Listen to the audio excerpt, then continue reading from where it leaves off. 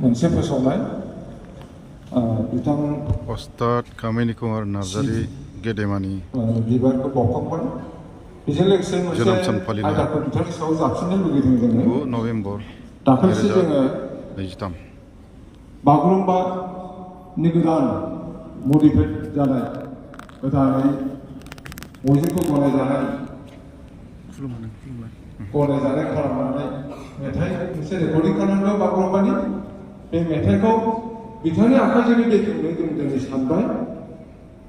दा बिथांखौ गावनि बिबुंथिनि सिगां बे मेथाइखौ बेखेवना होनो थाखाय खावलायनाय जाबाय। गोजोन्थों।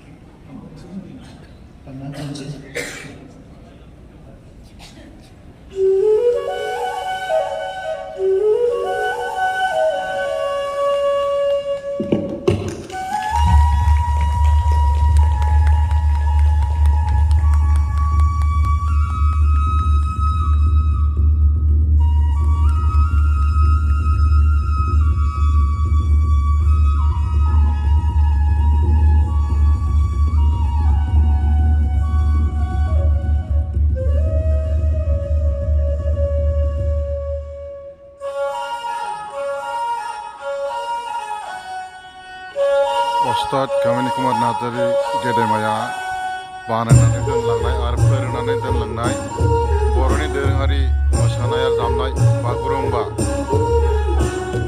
बिथांनि जोनोम सानाव दिनै दामनानै बयनोबो खोनासंहोदों। बिथांखौ गोसोखांनायनि मुङाव, बिथांखौ मान होनायनि मुङाव।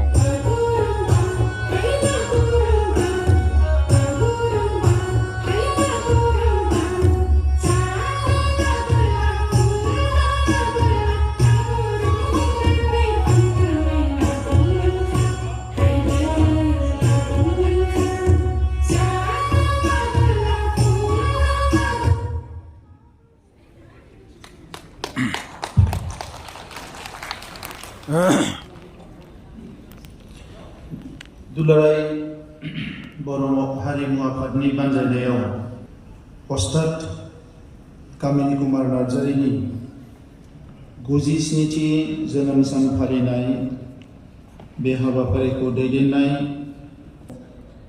गमामायैनो बर' हारिया खाफाल गोनां होननानै आं बुंगोन। जोंनि हारियाव मोनसे माहारिखौ बुहुमाव गोथां मोनसे माहारि महरै गावनि सिनायथि थामोनथा गासैखौबो लानानै हारिखौ फोथांना दोननांगौनि बिथिङाव गुबुन गुबुन आयदाफोरखौ गोख्रोङै फोथांनानै लाखिनायजों लोगोसे बिखौ फेहेरनाय, बिखौ सोदांनाय, बे गासैबो बिथिङाव खामानि मावनो थाखाय बर' हारियाव साफा नङा साफा गेदेमा सुबुं जोनोम जादों। बियो हारिमुनि बिथिङावनो जा, बियो रावनि बिथिङावनो जा, राजखान्थि बिथिङावनो जा, समाजखान्थि बिथिङावनो जा, गासैबो बिथिङाव थांनाय बारा गोलावनि नङा 100 बोसोरनि जारिमिनखौ नायोब्ला जोङो नुनो मोनो जे जोंनि हारिया जोबोद खाफाल गोनां।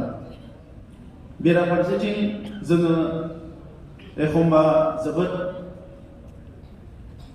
दुखुनांथाव भावे जोङो साननो गोनां जायो जे जोङो आगानफ्रामबो स्ट्रागल खालामनानै, जिउ होनानै, थै होनानै, जुजिनानैसो जोङो गासैखौबो लानो गोनां जादों।